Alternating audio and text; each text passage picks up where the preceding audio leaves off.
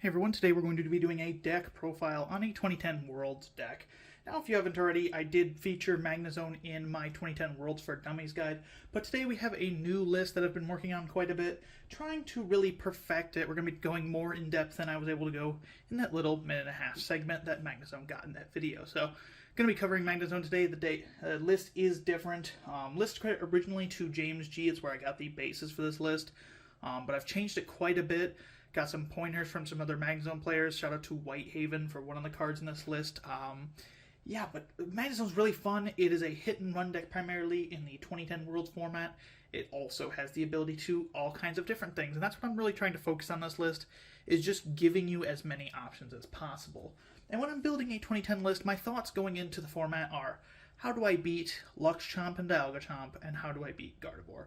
And frankly, if you have a deck that can beat those three decks, your deck's going to be in pretty good standing, and this has pretty good matchups against all of those. So let's get right into it. Starting off, we have 4 copies of Spiritomb from Arceus.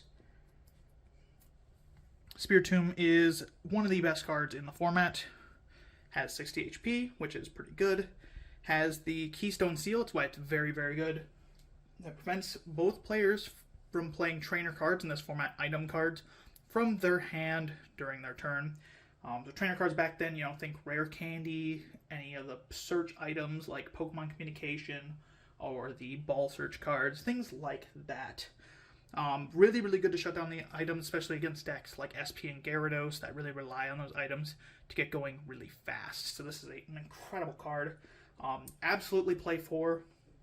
I was going to feature a different Magnezone list in my video in the 2010 Worlds for Dummies list. I was going to talk about some of the rogue Magnezones, but the best list I could find for that didn't even have Spiritombs, so I decided to not do that, because you absolutely need Spiritomb in every Magnezone deck.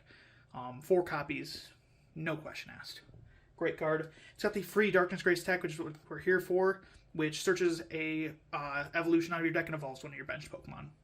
Puts 1 damage counter on Spiritomb, which is actually very beneficial. You actually like that damage being on Spiritomb, because it can help it get out of traps, which is really good. And evolving your Pokemon while slowing the opponent down is absolutely incredible. You're mainly going to want to grab Claydol, which we'll talk about in a bit with this, so you can start drawing some cards very soon, beginning of the game, and then you start setting up your Magnezones. We do also have the Will-O-Wisp attack. 10 damage, pretty good. You can use this in this deck, and you can use it to force yourself out of a lock if need be. It has no weakness, really, really strong there actually, and a resistance to Colorless, which is one of the best resistances in the format. So Spiritomb's really got everything good on the card. There's literally nothing bad about it. Then we have 4 copies of Magnemite.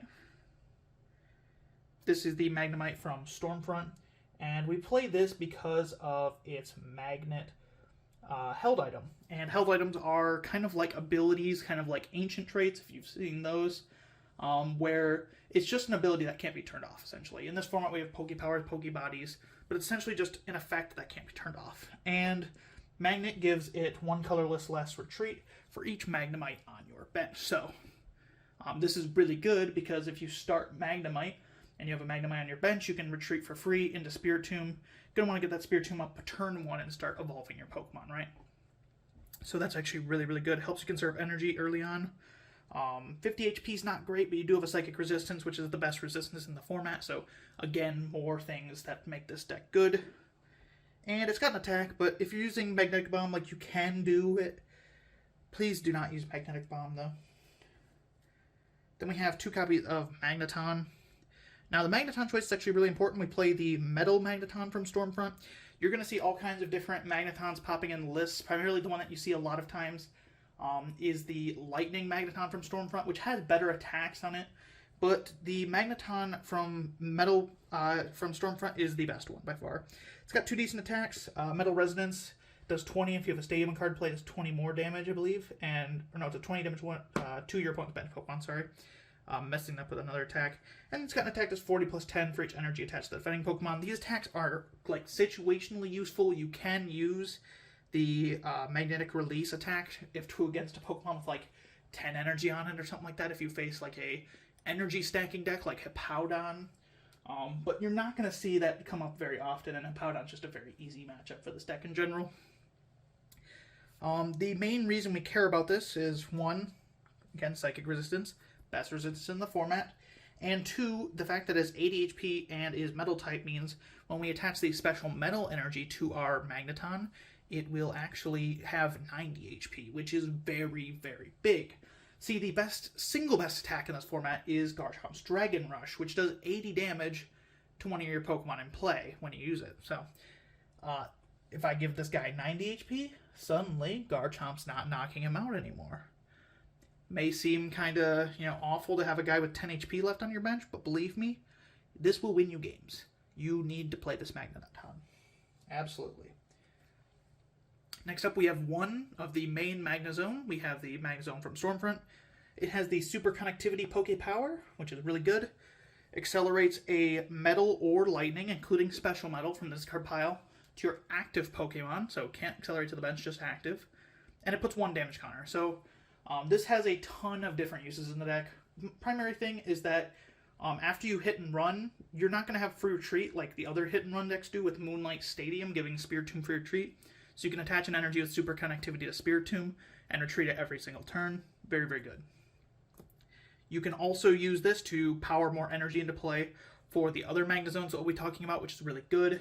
You can get energy in play to help you retreat liabilities stuck in the active, like Claydol. To get them out, you can accelerate extra energy in play to get bulkier even by putting special metals back into play. You can get energy back into play to move around, which we'll talk about in a little bit. And you can even use it to help damage your own Pokemon to help them escape a lock of like Azelf from Legends Awakened or Flygon. So you can kill your own Pokemon with it faster to help yourself escape a lock. This Magnezone is really good. The biggest downside of this Magnezone that I have to speak of is 120 HP for a Stage 2, pretty low. Obviously we have Gardevoir and Gengar in the format, which have 110, but 120 is pretty low. Fighting weakness is pretty bad. We'll talk about that in a bit, how we fix that, but those are some weaknesses that you have to keep in mind. If you're not careful, this guy can get killed very easily. Gyro Ball is the main attack of the deck, does 60, and you may switch Magnezone on your bench. If you do, you force your opponent to switch their active on their bench. This can actually be situationally both bad and good. Most of the time I find it to be bad just because against SP decks, if you switch out their active Pokemon, you can switch out something like a Garchomp and refresh its downside of Dragon Rush that doesn't let them use it 2 turns in a row, which can be really bad. However, you can also use this switching effect to hurt an opponent if they've only got like 1 benched Pokemon. Decks like Steelix that play pretty thin lines of Pokemon can get disrupted by this if you use it and they're forced to promote something they don't want to promote. There's all kinds of things with the attack. Mainly, is it worse than the other hit and run attacks because it forces your opponent to switch? Yes, it does refresh those things. Forcing your opponent to switch also means they get out of the active, out of harm's way, and they're going to hide on the bench, which is something we'll talk about. But there is some use case where it is better to force the opponent to switch. This is the main attack of the deck. We're going to use Gyro Ball, boosting it to 80 damage most of the time, and switch into Spiritomb, which will then Trainer Lock our opponents. That's the main strategy of the deck. You're going to do that against SP for most of the game, and you're going to do that against even other evolution decks, preventing them from using Rare Candy. Pretty much anything that's not like a Flygon deck is pretty hurt by the Spiritomb Lock strategy, so keep that in mind. That is the main attacker. It's also got a Metal Resistance, which is actually pretty good. Of course, Diamond and Pearl cards never come without a resistance, and Metal is actually one of the best resistances as well. Obviously, Psychic's number 1, Colorless number 2. Metal's probably number 3 or 4 on best resistances to have because you resist Dialga, which is really good. Definitely come up. Then we have Magnezone Promo. Beautiful holographic promo card. Came in the Platinum poster box. This one notably has 130 HP, which is a nice upgrade. Has the Charge Beam attack, do 30, and accelerate an energy card from your discard pile to Magnezone. This is not a very good attack. You're not going to use this very often, but it's there. For 1 lightning energy, it is some damage if you take a KO with it. Maybe, it's not an attack you use often, though. The primary reason we're here is for Metallic Bolt, which for Lightning, Metal 2, Colorless does 60, but if you discard Lightning and Metal from Magnezone, it will do 120. And with the Super Connectivity that we talked about, re-accelerating energy, you can actually loop this attack by attaching 1 from hand and attaching 1 from the Super Connectivity Poke Power to loop 120s. 120 is a really key number. Even without Expert Belt, which you're not usually going to Expert Belt this guy unless you absolutely need the extra damage to take KO. 120 is knocking out the majority of Pokemon SP. Pretty much everything except for a damage reduction Dialga, which the Expert Belt can help out with, obviously.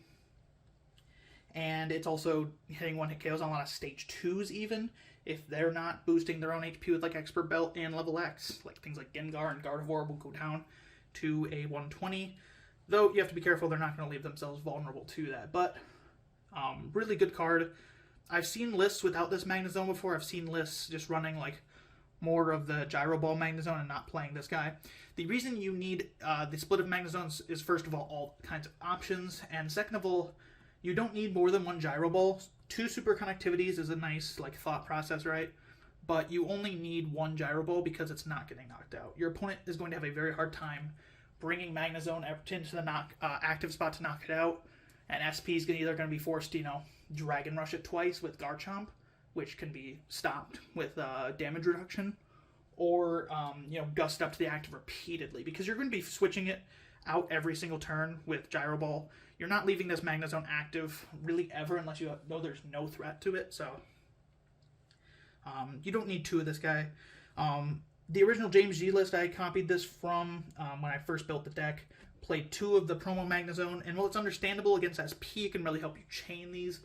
This card gets diminishing value in a lot of other matchups, and it's dead weight in those. So you don't really use this guy every single game, but it's very good at certain times, and you can always pop it down as a surprise and take a key knockout.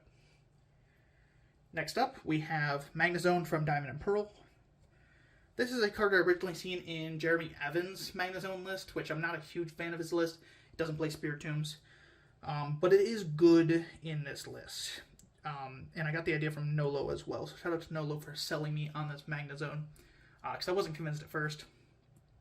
120 HP, again a downside, unfortunately. We'd prefer 130, but it is really good for its magnetized Pokebody, which gives all your Pokemon with Metal Energy attached free retreat. You do have to have the Metal Energy attached to the Pokemon to get free retreat. You can't just attach it like Flygon's Rainbow Float and just attach it to Flygon and give all those Pokemon free retreat. So it is weaker in that regard. However, it is very, very good. It gives your liability Pokemon that would otherwise get stuck get free retreat.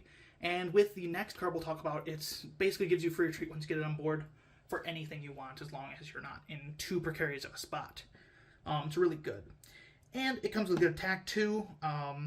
Notably, this is actually metal, I should mention before we get onto the attack. So Psychic Resistance from the get-go, really, really good. This is going to be your main attacker. Once the game is to a late stage, you have a lot of energy in play, you're going to bring this guy in. He's really bulky, does a lot of damage. Metal type means he resists Gardevoir's attacks and shrugs off basically everything except for a Mesprit level X. So this thing's got Metal Blast, which is 50 plus 10 for each metal energy attached to it. Seems really bad, honestly, because you're going to be doing maybe 80 damage if you have 3 metals attached, which is good damage, but ultimately, you have to have a lot committed to do that. However, we can do this pretty easily because of the next card that I'm going to talk about, so don't worry. We play enough metals in this deck, we're able to hit up to 120 damage, which is, taking pretty big knockouts. And, we just talked about how relevant 120 was with the last Magnezone. This one's able to do it with no downside. And with all those metals attached, he will be incredibly bulky. It's a really good late-game cleaner. Especially if you go through all of your Spirit Tombs, you're going to set up this guy then, and this is going to finish off the game by just one-hit KOing opponents. While just completely shrugging off attacks. You do have to watch out. Fire weakness is relevant. Really bad because Blaziken can take it out, so don't use this card against Blaziken as an attacker. You can still bench it for its magnetized Pokebody, but you're not going to use this against Blaziken as an attacker. Next up, Magnezone Level X. Fun fact, this is the first ever Level X I ever pulled. And this is the exact one I pulled back then. Magnezone Level X is amazing. So, it's got the Electric Trans Poke Power. Allows you to move your lightning and metal energy around your field as you like. So, I talked with this Magnetized before, giving free retreat to all your Pokemon with metal energy attached. Now you can give free retreat to any Pokemon just by moving metal energy around. You also have a variable toolbox of Magnezones here to attack with. So you're going to want to be able to move energy around so that you can attack with the right one at the right time. Gives a critical 140 HP, a nice boost. We'd prefer 150, obviously, for more HP. But 140 is still acceptable. It's a plus 10 HP boost on this guy. Notably, it has a fire weakness, which does suck. However, if you're facing a deck without fire Pokemon, this is a great way to remove your fighting weakness by leveling up a Lightning Magnezone into Magnezone level X. And against all decks but Guardy, this energy move is going to be super live. You're going to be able to power up lots of different attackers with this. And that's really what this deck's all about. It's also got a great attack, Cyber Shock. It's not the key strategy of the deck. Don't get confused. It's going to sound really, really good. You don't use this all the time. Cyber Shock does 80 discarded lightning and metal attached to this Magnezone, and then the defending Pokemon is now paralyzed. So, you're going to use this against bigger attackers. Things like Torterra level X in the Flyterra deck. Things like, the tank decks. You think Hippowdon or Tangrowth that I've talked about, Tyranitar Prime. If you can hit them with a paralysis and then finish them off with something like one of these two Magnezone's attacks, that's like the name of the game of this attacks, to take down bigger threats. You do not want to use the attack against SP, usually ever, just because they can Poke-Turn out of it. Against SP, the plan is to go item lock and then finish the game with these guys. But it's still really good. There's cases against Gardevoir. Gardevoir can get out of the lock pretty easily by using its teleportation Poke Power, but you can use this to lock a Gardevoir level X in the active spot if it's attacking with Gardevoir level X, because then they can't use it because it'll be turned off once they're paralyzed. So there's a lot of uses here. Full Retreat's terrible, but again, this guy fixes the retreat issue, and Psychic Resistance really good. So, Magnezone level X, great card. Like I said, don't play it down against fire decks. Be very careful putting it down against fire decks, rather, because they will brutalize it with its time to weakness to fire, but against everything else, it is very, very good. Then we have the spicy 1/1/1 Nidoqueen line. We play the Rising Rivals Nidoran because it has the 2 energy offer help attack. Search your deck for a supporter, put it into your hand. So that can be very good at the beginning of the game, if you have nothing else.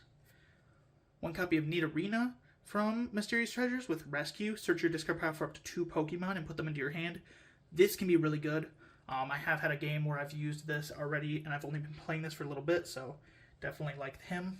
And then Nidoqueen. Nidoqueen's primarily here for its Maternal Comfort Pokebody, which removes 1 damage counter from your Pokemon in between turns.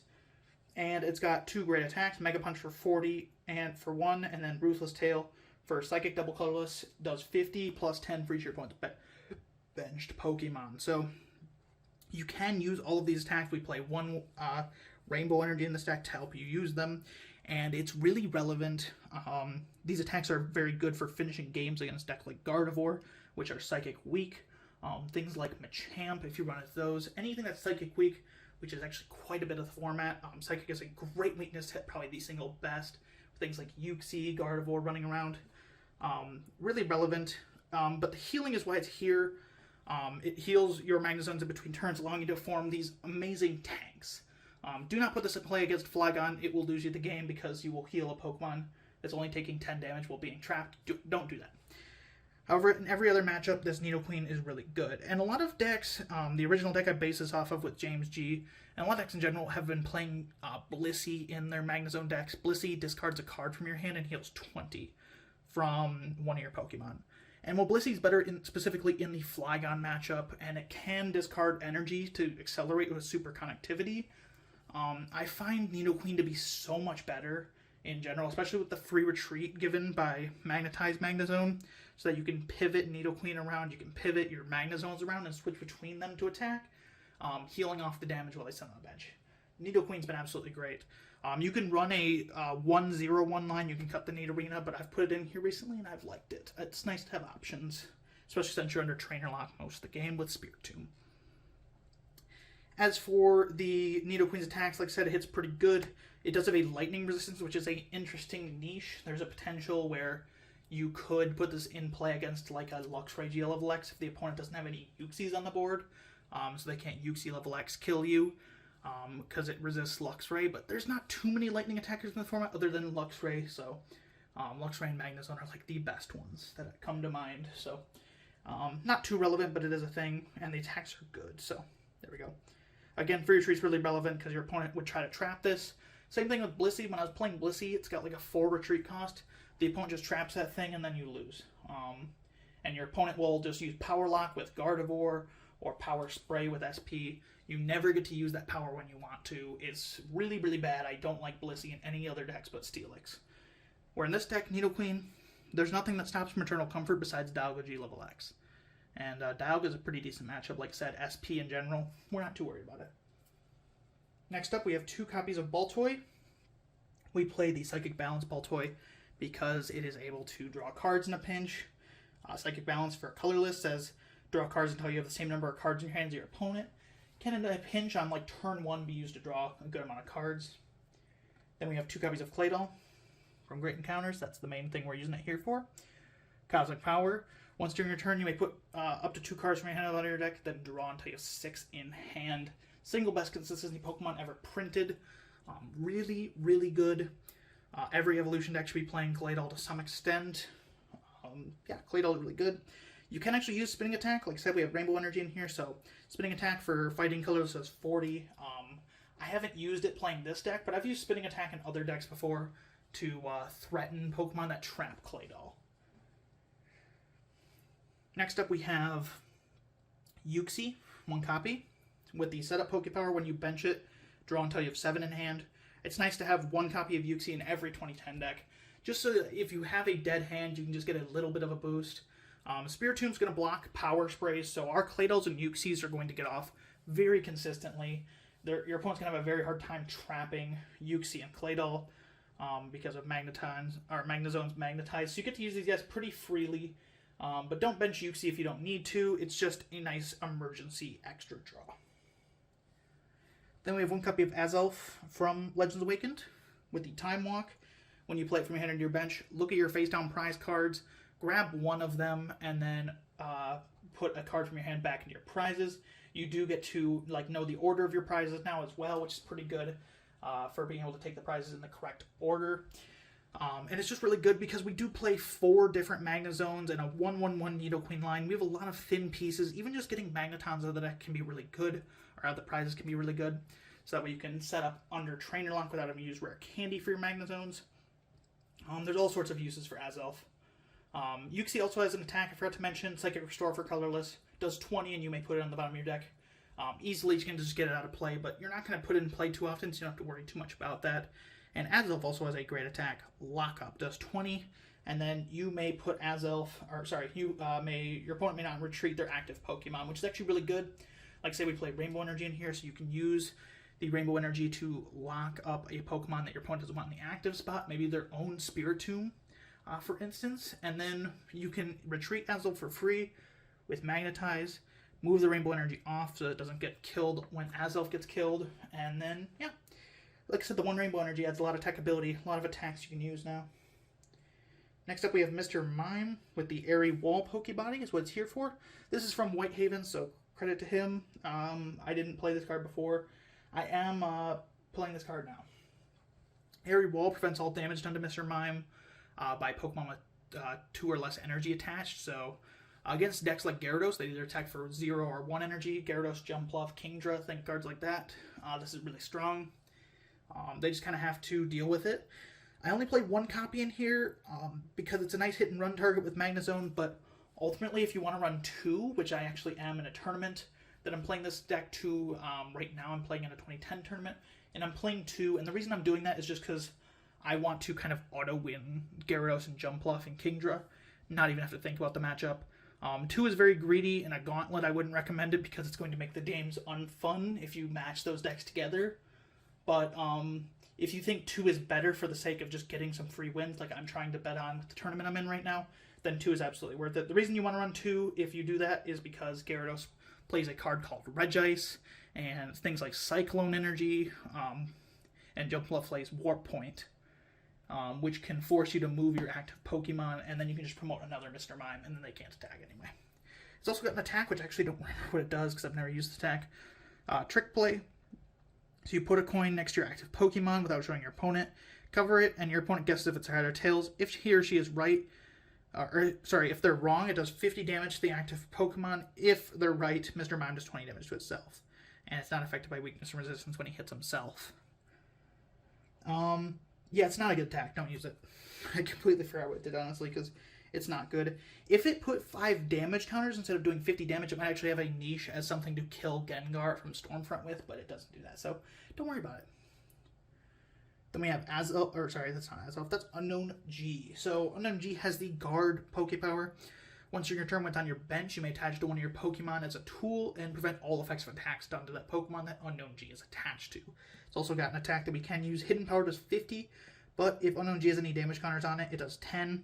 You can use this attack, but you almost can't in a way. And the reason I mean that is our only Psychic Energy in this deck is Rainbow Energy, and if you put Rainbow Energy on Unknown G, it'll damage it, so the attack will become 10.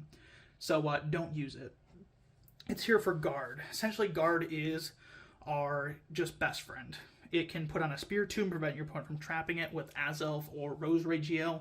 It can go on a Claydol to prevent it from being brought up by Frostlass GL or Blaziken FB. It can go on a Magnezone so that you're not worried about getting your energy disrupted or brought up from the bench and harassed. Unknown G is one of the best cards in the format. Legitimately one of the best cards in the format. It is super, super good. I think it should be in every single Spiritomb deck, honestly. It's just so good. Also prevents your Flygon from trapping you, which is very, very, very good. So keep that in mind. Unknown G, good card. Prevents Claydol from even getting gussed up by Trapinch and trapped by the milling attack of Trapinch. There you go. Lots of things to learn. So keep that in mind when you're playing Claydol. Alrighty, so that's all the Pokemon we covered mainly just here. Next up we have supporters. We have Roseanne's Research, 4 copies of that. Roseanne's Research is the best supporter in the format if you ask me.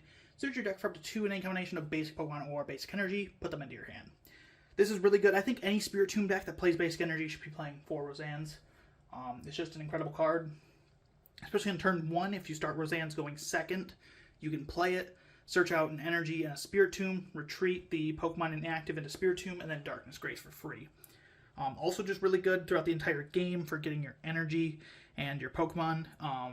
Collector is a card you've seen a lot of 2010 decks, and it's good in SP and Gyarados, or decks that don't play basic energy, like Garchomp from Supreme Victors. But Roseanne keeps its value throughout a game, where Collector almost entirely becomes useless for most non-SP decks. In the first couple turns is useful. Beyond that's pretty bad. Roseanne, keeping your energy flowing is really good. It stays useful throughout the entire game. Really only once you have all your energy in play is Roseanne not helpful. But even then, it's just so good for getting Pokemon too. You can get your late game Nidorans. You can candy into Queen. All kinds of things. Best supporter card in the format. Arguably, I suppose, the other best supporter card in the format, 4 copies of Baby Search. We just play 4 of the best supporter cards for evolution decks right here. So, Baby Search says, put a card from your hand on top of your deck, search your deck for a Pokemon. So, you can grab any Pokemon. So, what are we grabbing? Our evolutions mainly. Obviously, you can grab a basic if need be with basic, with Baby on turn 1. If you need basics for, let's say, to fill a combo with rare candy, you can do so. Primarily, though, we're just going to want to get our evolutions out once we've Roseanne. Then you want a Bebe for evolutions. Start getting those set up pretty fast, unless you don't have energy. So, Baby Search, really good. The effect seems bad if you're a modern player. Maybe oh, this is like Pokekid. This card sucks. But Pokekid's in a format with discard draw 7, so that's the difference. Baby Search is incredible. Baby Search is probably the best supporter in format. I like Roseanne. I'm biased. I have an account called Roseanne's Research, so I'm a little biased here. But Baby Search is played in every single deck, and it's played in every single deck for a reason. Then we have 3 copies of Judge. Again, one of the best supporters in the format. Probably 4th best supporter, because it's Cyrus, Bebe, Roseanne's, and then Judge, probably. So, Judge shuffles each player's hand into their deck and draws 4. It's the same effect as the modern printing of Judge. It's still great in this format, even. Putting your opponent to 4 cards is really good. Putting yourself to 4 cards is really good in Claydol decks as well, because you put yourself to 4 cards, and then Claydol can put 2 to the bottom and draw 4 more. So, really, really good for disrupting opponents. Not that good against decks like Gardevoir.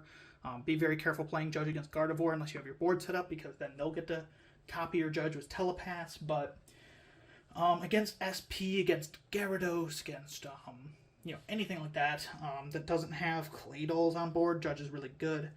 It's just a good card in general. I think every deck should be playing Judge if it can. Then we have 3 copies of Rare Candy. This is an arguable slot. If you want to fit a 4th candy in here, that's fine. You could cut like Need Arena for a 4th candy. This deck plays under Trainer Lock a lot, and decks like Kurskar get away with 4 candy while playing even more Stage 2 lines in their deck. Kurskar has the added Dusknoir as well as Nidoqueen. But 3 candy seems to work fine. Like I said, if you want to find it more consistently, you can play 4, but 3 candy is fine. In this format, Rare Candy can evolve a Pokemon the turn you play it, and can evolve during your first turn. So if I have, let's just say, a turn 1, let's just say I start Magnemite, and then I go Rare Candy into Magnezone, and it's in the active spot. You know, I've done things like that before, especially with Gardevoir, to get that early Telepass going. It's a thing you can absolutely do. You can even Rare Candy into a Stage 1 in this format, which is really interesting. It's this old print for Candy, and I've definitely done that as well to get like Rare Candy Claydol into play, to get some emergency draw. So it's a very good card. 3 copies is good. You can run 4. I think 3 is fine. Next up, we have 2 copies of Warp Point. So, Warp Point's good. This deck doesn't have Bench Snipe, you'll notice, and doesn't have ways to Gust either. So Warp Point's our only way of Gust. It is essentially Escape Rope. Your opponent switches one of their Pokemon into the active spot, and then you switch one of your Pokemon into the active spot. With you, it's pretty, irrelevant because you have, free retreat with that Magnezone, and you can just switch into your attackers. Obviously, you have to, play in advance with Warp Point. You have to play smart, know your board, and set it up if you're going to use Warp Point before your turn even starts. But it's really good. Obviously, Spirit Tomb blocks Warp Point, so it's not always live. Things like Flygon can trap Spirit Tomb eternally, and so there's a argument to, instead of playing 2 Warp Point, to playing 2 Warp Energy in the deck. But I find Warp Energy be less relevant just because Warp Point is not an attachment for turn, which is really good because Warp Energy is kind of useless. Once it's attached, you can't really use it for any of these attacks, other than just fulfilling Gyro Ball cost, for instance.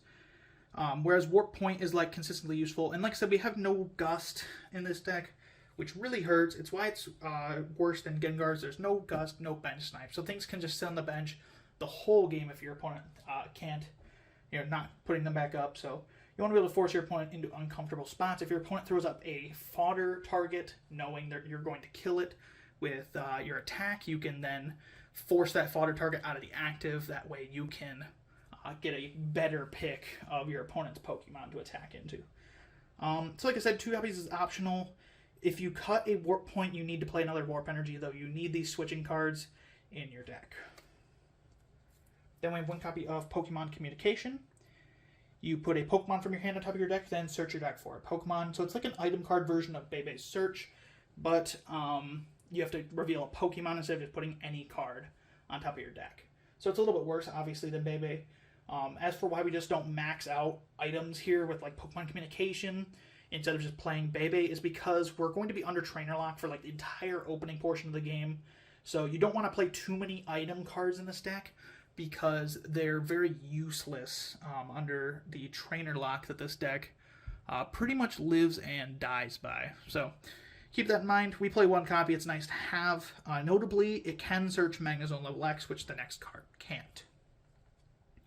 Next up, Luxury Ball. Search your deck for a Pokemon that isn't a level X. Put it into your hand. If you already have a Luxury Ball in your discard pile, though, you can't play this card. So this is used for setting up mainly late game. You don't use Luxury Ball too much unless you just have it in your opening hand, because you're going to spend the middle of the game stuck behind Spirit Tomb for most of the time, and you're not going to need it a lot of the time. But it's really good in the mid to late game for setting up Stage 2s. If you have a Rare Candy in hand, you can use Luxury Ball to fish out the other piece of the Stage 2 combo, whether it be a basic or the Stage 2. A lot of times it's Nidoqueen you're getting with this card. That is definitely the most I've used Luxury Balls to get Nidoqueen, but again, you can use it turn 1 if you have it in your opening hand. There's no shame in like finding Spirit Tomb if you get to set up. So, it's not even a bad card to use. If you just have a turn where you retreat Spirit Tomb into a Magnezone and then you just free up your items for a second before you lock again, you can use Luxury Ball to get a key piece. So, lots of uses of the card. I think playing 1 copy is mandatory in every evolution deck. That's not too reliant on level X's, so don't play this in SP. Don't play it in Gardevoir AMU. Any deck that's going to need 3 to 4 level X's, you probably don't want to play this card, but it's good to have in split with Pokemon Communication.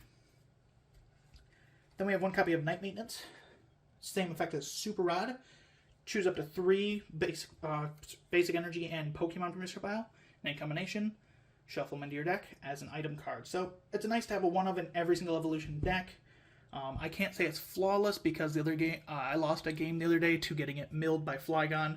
My Magnezone level X got milled, and then the next turn my Night Maintenance got milled. So that game was pretty bad. But Night Maintenance is really good to have. It's good to have 1 recovery card in here. For the love of God, do not play Palmer's in your deck. Palmer's shuffles 5 of any combination of Pokemon Basic Energy as a supporter card. But if you give that card to Gardevoir to copy with Telepass, it's over. That game is over. Do not play Palmer's in your decks. Unless you're just saying, I never beat Guardy anyway. So, do not play Palmer's. Don't do it. Next up, we have 2 copies of Expert Belt. Expert Belt boosts your HP by 20. Allows you to do 20 more damage to your opponent's active. And if you get knocked out, you give up an extra prize card. There's the big downside. It had to have some downside for 20 extra damage, 20 more HP. That's incredible. I talked about it before, but the primary Magnezones you're going to be belting are Magnezone with the Gyro Ball attack. You want to boost that to 80. 80 is a really key number for killing SPs, Uxie, Azelf, things like that. And then you want to belt usually the Magnezone as your last attacker in the game, the Magnezone from Diamond and Pearl, or Magnezone level X, whichever it may be, to boost those attack damages. You can also use Expert Belt as a defensive card. I've used it against SP before to belt my Nidoqueen when they try to kill it for the final prize, right? If I have one prize, or if my opponent has 1 prize remaining as SP and they're staring down a Magnezone that has essential like 190 HP and a Nidoqueen that's 120 HP, they're going to try to kill Nidoqueen. So it can be used defensively. You don't want to over-attach these. Be very careful to not over-attach these. Just lead this Magnezone from Stormfront with Gyro Ball with it. You don't need to attach it to this guy usually unless hitting 140 is a really key number in that matchup. So just be very careful with it. It's a very good card though. Play 2. You could even argue 3. Then we have 2 copies of Sunny Shore City Gym. People are probably like, what the hell does this do? Mr. Whimsicast, you are a fraud. You didn't cover this in your 2010 Worlds for Dummies video. This card doesn't even exist for all I know. Well, good news. This card is pretty good, but only in this deck. Sunny Shore City Gym says, any damage done from attacks from lightning Pokemon isn't affected by resistance. This is not very relevant. Don't worry about it. It only really matters against Flygon and Nidoqueen. More importantly, lightning Pokemon in play have no weakness. This is what we are here for. This means our lightning Magnezones with fighting weakness, fighting being one of the most common attacking types in the format, we can just shut that off. Just say, no, we don't have weakness, actually, which is really good against SP, primarily. We play 2 copies just so we can find it easier. It's very nice to find, and you can also use 2 copies to win the Stadium War. Most people won't be expecting Magnezone to play a Stadium, and if they are expecting it, they're going to expect to see, like, Broken Time Space, or Moonlight Stadium, or something like that. Against Gardevoir and Gengar, which generally play 2 stadiums of Moonlight, you can actually win the Stadium War, which is really big in those matchups for helping make it harder for them to pivot in on the active spot and heal their Pokemon out. Really good to do that. Primarily, that's just for removing fighting weakness, primarily for SP. Because SP plays the Promo Toxicroak, which will 1-hit KO a Magnezone if Lucario GL turns my weakness ×2. And we don't want that, so, yeah. That's why we play Sunny Shore City Gym. The original version of this deck played Bubble Coat to counter weakness, which does give you an advantage against fire types, which this deck doesn't have. But you can control your fire weakness by not leveling up Magnezone and just staying lightning and then playing this, and it gets rid of your fighting weakness, so you're then only weak to fire if you play the metal Magnezones down. So it just takes a little bit of a skilled player to navigate this, but I think it's better than Bubble Coat. Also because of Trainer Lock being there the whole game, you can play this under Trainer Lock, which is very good. So, neat card. I actually, in my current tournament that I talked about earlier, where I'm bringing this deck, I actually cut this down to 1 copy, and that's where I played the second Mr. Mime in. Mr. Mime is like a greed card, right? I'm playing it because I want to just auto-win a couple matchups, and Sunyshore in one copy already does its job against SP, because SP generally, besides the bulky Dialga Chomp list, they're not playing Stadium. So you can already just play one and get that in play against like Lux Chomp, and then you have that fighting weakness removed. Whereas 2 against Lux Chomp doesn't have as much value other than finding it earlier. So I got a little greedy, put a second Mr. Mime to help auto-win some matchups that I don't like Gyarados and Jumpluff. Jumpluff is bad just because they survive 80 damage attacks, which is not ideal, obviously. And then just, they take 2 knockouts for every Jumpluff, so the second Mr. Mime is to help with that.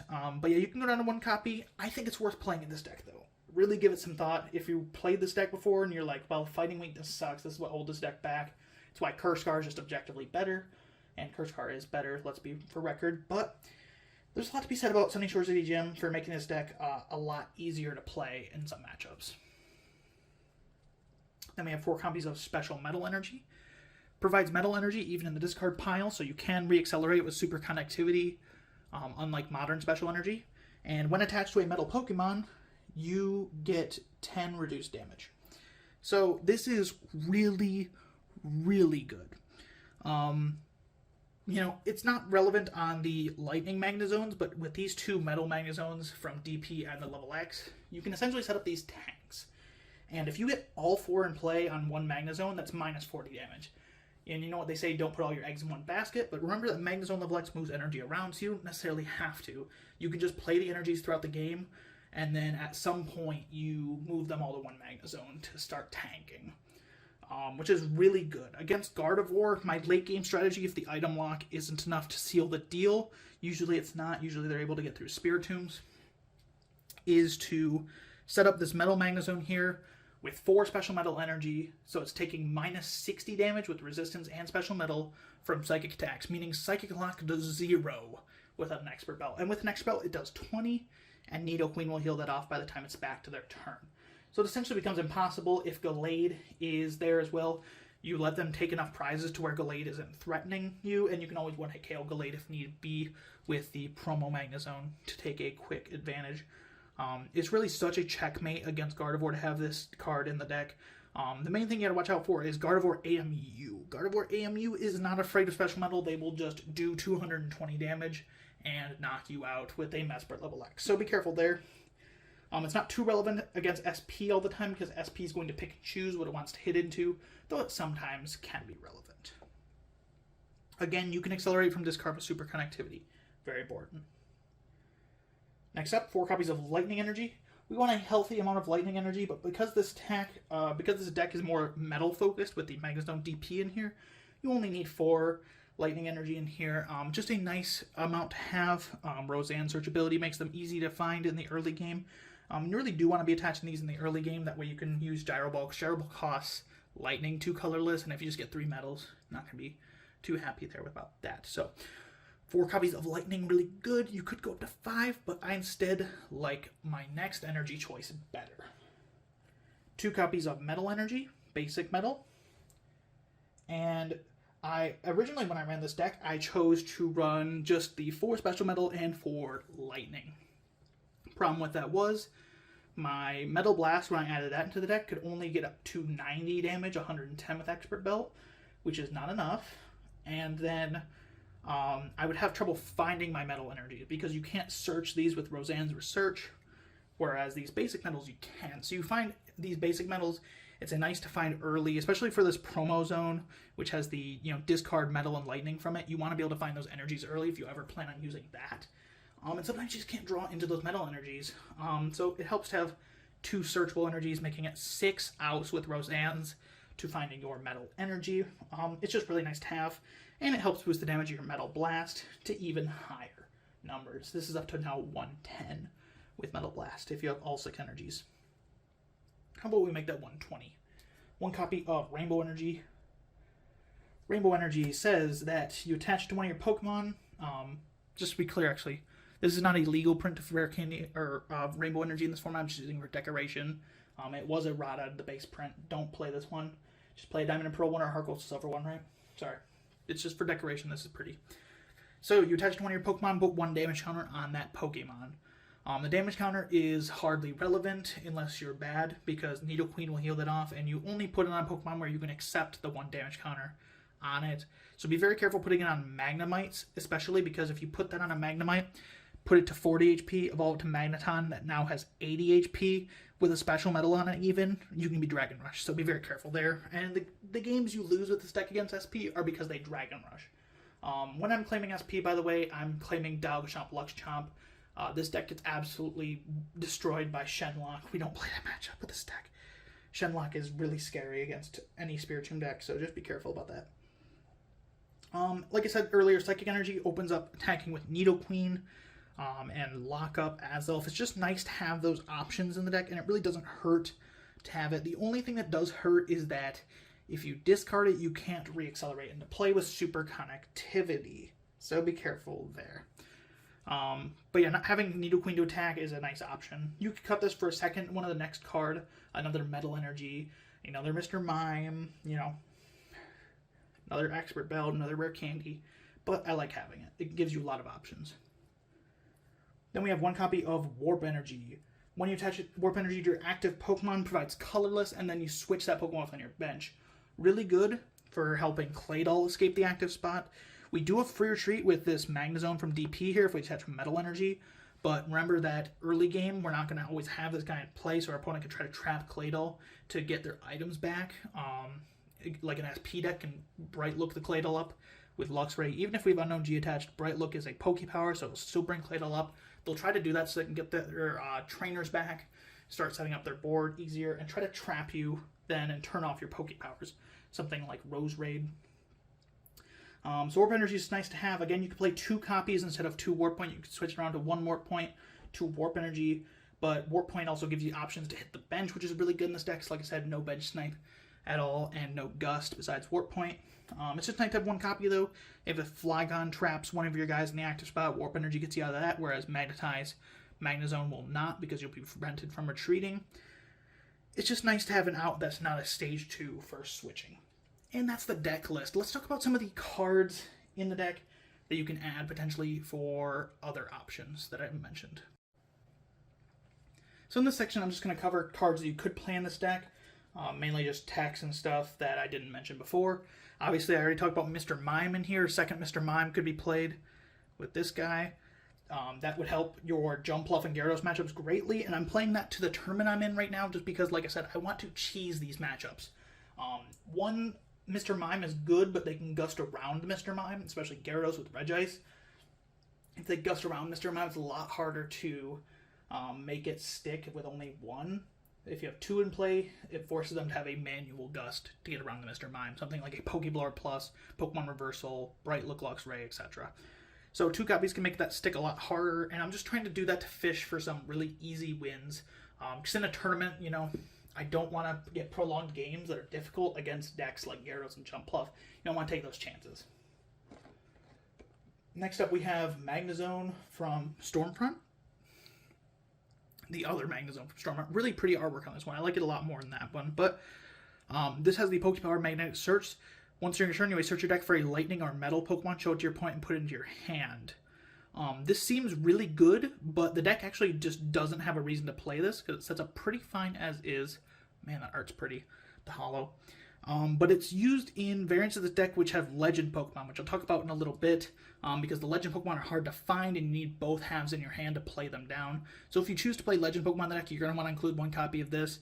If you choose the Legend route, I'd probably drop the Magnezone DP and just go full in on Legend Pokemon as your end game, or you could drop the DP promo. You don't want to drop the hit and run guy, because that's still your primary attacker.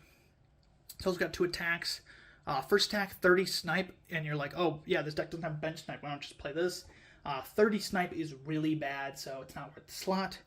And then Crush Volt does 80 discard and energy attached to Magnezone. Again, these attacks are really bad on this guy. I'm not sure why they gave him such bad attacks. He's just really underpowered, considering that Gengar from Stormfront came out in the same set, and that card does 60 snipe for a single energy, as long as they have a Pokepower. Otherwise, it does 30 for a single energy, which is still better than 30 for 2 energy. And 80 for 3 is respectable, but discarding energy attached to you is not. Next up, we have another bench snipe solution. I have Relicanth here for 1 fighting energy. Does 30 to one of your opponent's Pokemon in play for each Pokemon tool and stadium card your opponent has in play. So it's good against SP primarily, but it can also be good against decks with Expert Belt. It's more of a surprise factor thing, because if your opponent knows it's coming, they're not going to play into it, but it can take you game-winning KOs. If you do play Relicanth, I'd bump up the Rainbow Energy count to 2. That way it's just more malleable. Next up, we have Unknown Q. Unknown Q was actually originally in this list when I built it. It's really good for getting that turn 1 Spirit Tomb, obviously, and it's really good for setting up Spirit Tomb pivots with Unknown Q. The problem is, with Unknown Q in this deck compared to others, is that all of our guys either have 1 retreat, or the Magnemites even get free retreat. So, on turn 1, if I just find an Energy, or a Roseanne's, which Roseanne's would obviously find Unknown Q, anyway, but like if I just find a Roseanne's, regardless, I'm gonna get the energy and free retreat. And putting energy in this card pile is of no concern unless it's the Warp Energy or Rainbow Energy, because we can always just re-accelerate it into play. Honestly, we really like getting energy down to give ourselves more options if need be. So it's just nice if you want the Unknown Q before the situation where Luxury Ball, Bebe, or Pokemon are your only options on turn 1 to retreat. You don't have any access to energy. Pretty rare, because we play like 13 or 12 energy. I just swapped it out for second metal energy. You can play Unknown Q if you want. I don't think you need it. It also makes your deck way less donkable, not having a 30 HP Pokemon that you could start. Then we have Shuckle from Secret Wonders. Really cute artwork. I love this guy. I tested it. It's not worth it. It has the Pokebody Pot Shell, which prevents all damage done to Shuckle by Pokemon with special energy attached. So, really strong against like SP, an auto win against like Garchomp from Supreme Victors, which is not a hard matchup, honestly, to begin with. But just a checkmate card. But the problem is that SP has Gust built in, so SP can use things like Luxray to gust around it, or to gust around it, and then Garchomp Sea Level X with its Dragon Rush can just hit something else on your field instead of Shuckle, and it's worthless. Against Gardevoir, obviously, it can be good. Against decks that run a lot of Call Energy, can be good, because if they powered up using those things and they didn't expect Shuckle, it can get some value, but it's also just a really bad bench spot. The attack is not good. I'm not even going to talk about it, even though you can't use it. Before we go, shout out to Richard. Shout out to Richard. That's all I'm going to say. And the last tech to consider, we talked about legend cards earlier. Remember, the Magnezone from Stormfront can search them with its Poke Power. But if you're going to play legend card in this deck, play Entei Raikou Legend. I was really considering doing this for a while, but I decided not to for simplicity's sake, because the deck just would run slower with more clunky pieces in here. 140 HP, double weakness to water and fighting. Really, really bad weaknesses to have. Both of those are relevant between Gyarados and Donphan and Toxicroak GL. Or not Toxicroak G, not GL. Gallade and Machamp. You don't want to have a fighting weakness. Water weakness is pretty bad too. So keep that in mind, but obviously this is more of a game finisher card and just an auto win card in some matchups. The first attack detonates and spin, does 90 for fire colorless, discard a fire energy attached to Entei Raikou Legend. If you do play Entei Raikou Legend in your deck, I'd suggest playing 2 rainbow energies so you can use this attack more than once. This attack's actually pretty good against decks like Steelix if you want to play it. You can just absolutely clean house against Steelix and other metal Pokemon that are weak to fire. Things like Tangrowth that are grass weak to fire, they'll occasionally run into. Some of those decks are already decks you beat. Steelix is one you have a little bit more trouble against because you can't paralyze it with Magnezone. But this is like a legitimate potential card that you can play with Detonation Spin. So run a second Rainbow. The main thing it's here for, though, is Thunderfall. For Lightning colorless, discard all energy attached to Entei Raikou Legend. This attack does 80 damage to each Pokemon that has a Poke Power in play, including your own. Not affected by weakness and resistance. So this is the kind of card that is a game-winning card. You put this into play, like so. We're just going to put this here, that way I can think my thoughts out and look at how pretty the card is. You put it into play, you move the energy over with Magnezone level X, or accelerate it with Magnezone from Stormfront, attach from turn if you accelerate it, and then you use Thunderfall. And you want to have your board, maybe you have like 180 HP Pokemon in play, Claydol that dies. And your Magnezones are going to get hit, but they have more than 80 HP, so they'll be fine. Use this against heavily damaged opponents, things like Gardevoir trying to retreat out of your lock and to heal off. Things like, Jumpluff with a big board of like 80 HP Clay Dolls, things like SP, which can heal off their Pokemon just by stalling for time, trying to get out Trainer Lock so they can use Garchomp C-Level X over and over again. This is the kind of card that's going to win you games if you play it, but it's also going to make your deck a lot clunkier, so I decided not to play it. I'd have to play 2 Rainbow then as well, just so it can more efficiently use Detonation Spin as a threat, because you do want to use this card to its maximum potential if you do play it. It is an option, though. It gives the deck Bench Snipe, which the deck doesn't have, which is really interesting. And like I said, you can play this Magnezone right here to search it out. Replace one of these 2 Magnezones right here, maybe even the promo. And then you can play this guy. And, you know, it's a lot of deck space. If you do play this, cut out a Sunny Shore at the very least, maybe even both Sunny Shores, and cut like Mr. Mime or something, you know, because you're not going to be as focused at hitting and running. You're just going to be focused on setting up your prize map for a win. So, kind of a surprise card. Really good if your opponent doesn't know it's coming, but if the opponent knows it's coming at like in a tournament where your deck lists are public, it's not as effective. They're not going to play into it as easily.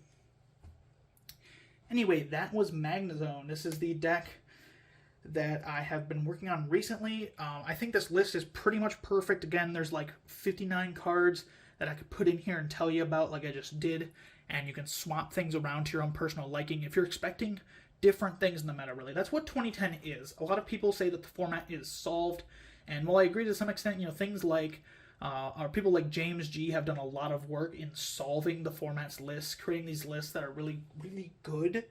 The format is still all about making correct meta calls and making good plays. And good players who know what meta to expect for a tournament that they're going into, or know what kind of matchups they're going to hit, essentially, and can tech appropriately for that, can make the best of decks. But this is basically the best skeleton list that you could ask for with Magnezone. Again, Nidoqueen over Blissey, way better. And this list just gives you so many options. Like I said, there's so many things you can tech in here for different metas you're expecting. And I just told you all about this. I'm not going to go on for too much longer, but that is it. That was Magnezone Level X. My first ever Level X that I pulled all the way back in 2008.